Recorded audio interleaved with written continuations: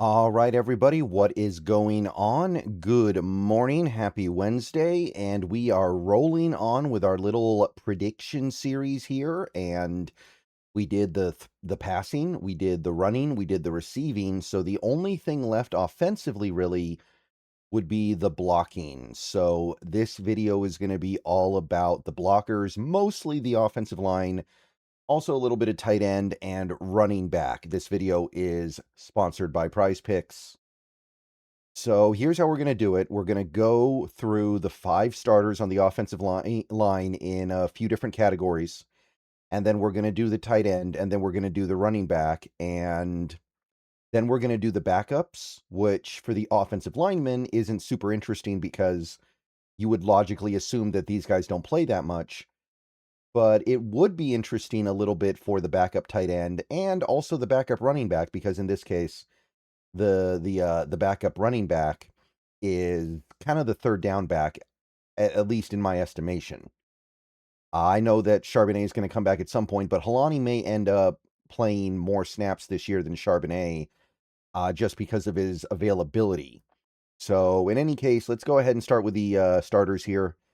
And this is going to be pretty good because all of these guys, in theory, should be ascendant, right? All of these guys on the offensive line are young and should be getting better, or at the very least, maintaining what they did last year. Like Charles Cross, he's been in the league a while now. I know he's on his second contract, or he's not on it yet, but he has his second contract now.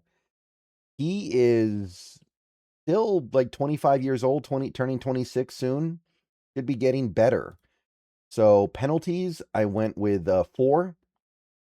I don't think he'll be some perfect lockdown guy, but he keeps things pretty tidy on the false start front, doesn't hold a lot. Generally speaking, seems like he's become a guy that we can count on to not commit a lot of penalties out there on the left side.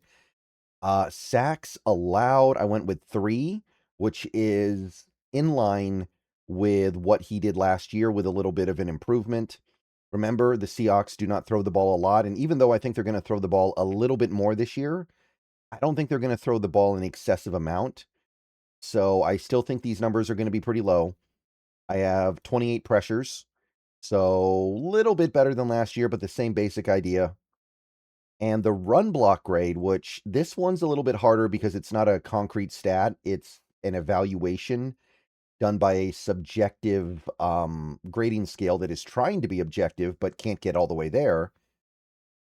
But to try to capture how good I think he'll be at run blocking, I went with 72.9. He'll be fine, but not stellar. And this is the Charles Cross I think we're going to get going forward. He'll be a very good player that is worth the money, but he's not going to be Tristan Wirfs. He's not going to be Walter Jones. He's not going to be that level. He's just going to be very good. Occasionally great, but not elite. Okay, then we got Gray Zabel entering the second year here. Should be showing some big improvement because the thing about Gray Zabel really didn't play that well last year until we got to the end of the year. And then he played really well, I think, at the end of the year and in the playoffs. So Gray Zabel, if he can maintain the level that he showed at the end of the year, you've really got something.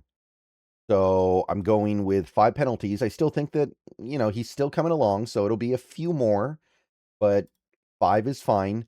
3 sacks, a little bit easier for a left guard to not allow sacks, and 27 pressures. So that's in line with what I think should be reasonable for a second-year player, and 67.5 run block grade, an improvement over last year. If you like sports, then the best way to make them even better and more exciting is using the Prize Picks app, where it always feels good to be right. Prize Picks makes daily fantasy simple. Just pick more or less on your favorite players and build lineups with a few taps. Whatever sport you're into, and obviously we are now firmly into the NFL offseason, so we're all about baseball, we got some basketball, we got some hockey, whatever it is you like, Prize Picks gives you a fun way to stay locked in while you're watching. Definitely make sure to use the promo code HMA. Prize Picks is hooking up users with $50 in lineups after you play your first $5 lineup. If you use that promo code, that is HMA. I've had a great time on Prize Picks so far, so definitely get on over to it, check it out, and make sure to get your lineups. And don't forget about team picks, where you can pick winners, spreads, and totals on any major game.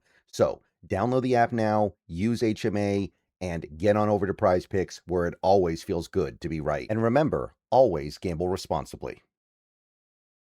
So I don't think he'll reach his final form this year. I think that Zabel does have some growth that he's going to make going into 2027, even 2028.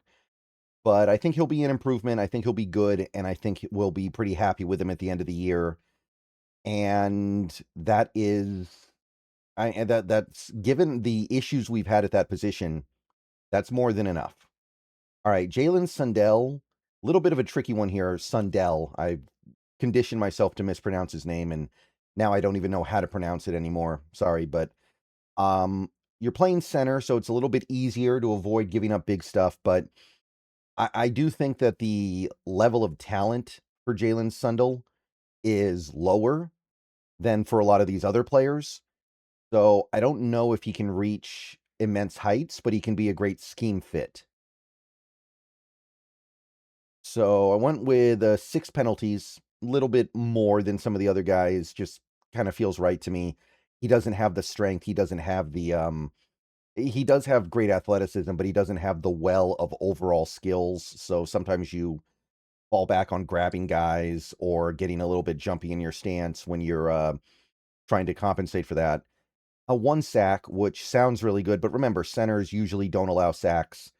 They are often helping block someone else's man. They're often climbing. They're often on the move, especially a guy like Sundell or Sundell or whatever. You guys know who I'm talking about. So that's kind of within a pretty reasonable expectation. And 17 pressures, 1 a game. And the run block grade will be good, but not anything stellar.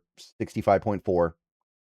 Again, when you look at where Jalen Sundell came from and how we got him, I don't think you can expect great play from him, but it'll be an improvement. Remember, he was not well graded last year. Anthony Bradford, contract year Anthony Bradford. Still Anthony Bradford at the end of the day, so there are going to be mistakes, and we got to deal with it. So 5 penalties. I do think it'll be the best version of Anthony Bradford because he is a year older, he's got more experience, and it's a contract year. But I don't think there's getting away from the fact that there's going to be some stuff that eludes him.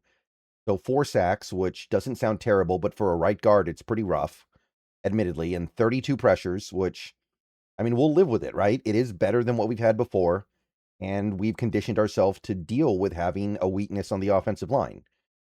And then the run blocking 60.2, which would actually be a significant improvement for him in the grading department. I know that the Seahawks evaluate him much higher than that, but in terms of his overall quality of play, I think a 60.2 would be achievable and also something that we could feel pretty good about. That's probably good enough to get the job done.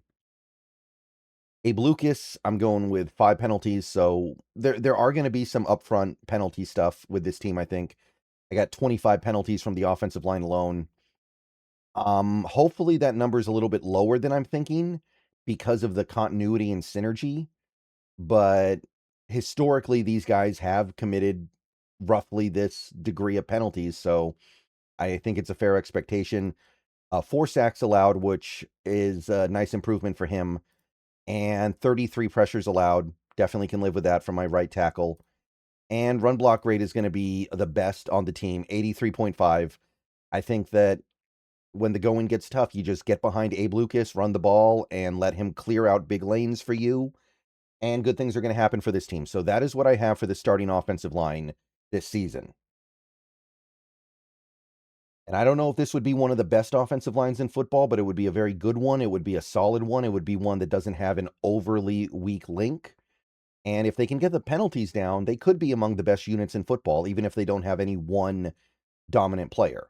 Now, AJ Barner, a little bit trickier here because he's also a tight end, so not every penalty he gets is going to be in the service of blocking, but I went with 4 penalties. Sacks, I went with 1. He'll just allow 1 at one point. And 5 total pressures allowed. When you're playing tight end in the NFL these days, when you do a lot of blocking, there's just going to be situations where you end up overmatched. So the run block grade, though, 69.8. I think he'll make some strides there. I think he'll continue to be one of the best run blockers in football at the position. Jadarian Price, 3 penalties here. Again, not all in blocking. He does do running back stuff as well. He'll probably pick up some illegal formation penalties, probably pick up maybe an offensive pass interference, or who knows, maybe he'll grab a face mask. 3 penalties, though, 1 sack. He's not a very good blocker in my mind, and I don't think he'll get a lot of opportunities to do it, but when he does get opportunities, because they will happen, I think you're going to have problems, which you would with most rookies. So it's not that big of a deal. And the run block grade is irrelevant because he's a running back. He's not going to run block enough for it to matter. So you put all those numbers together, you've got 32 penalties from this group, 17 sacks, and 146 pressures. Now, keep in mind, not every sack is attributed to a blocker, right? There are sacks where it's a free man and nobody blocks him. There are sacks where the quarterback runs into the sack or holds onto the ball too long. So there are going to be sacks and bad plays and even pressures or whatever where there's nobody to blame blocking wise, really. You blame the play call, you blame the quarterback, you blame somebody else. So this isn't everything, but it does tell a pretty big part of the picture. And look, if this is the level of play we can get from the offensive line and blocking in general this year, I think we did something really good. Okay, so we're going to get through the backups a little bit quicker here because I don't think there's any point in assuming people are going to get hurt, especially when you're talking about a group of players that, for the most part, have, other than maybe Abe Lucas, proven themselves to be sturdy, right? Cross misses a few games here and there, but he's not injury prone. Zabel got hurt for like 10 snaps last year. Sundle missed 4 games, I think. Bradford has gotten hurt before, but last year he was clean, and so was Lucas. So there's no point in assuming that the backups are going to get to play a lot, but they'll play some. So in the case of Josh Jones, 1 penalty, 2 pressures allowed, 63.1 run block. You probably get in garbage time, if nothing else. Habeldue, I don't think is going to play. He is an interesting guy to keep an eye on, though, because he is very talented, and there's reason to believe the team really likes him. And maybe we try to get his feet wet a little bit at some points this year in garbage time, rather than keeping somebody like a Christian Haynes around, who I don't actually think will make the team, who seems like he's already kind of done in Seattle. Oluwatimi, no penalties, no sacks, but 2 pressures. Just feel like he gets on the field at some point for a little bit. 57.4 run block grade, just kind of middling. Not really a scheme fit for what we're doing, but a decent enough player. Bo Stevens, I think he plays a little bit. 1 sack, 4 pressures allowed. He's a rookie. You allow a little bit. 59.5 run block grade.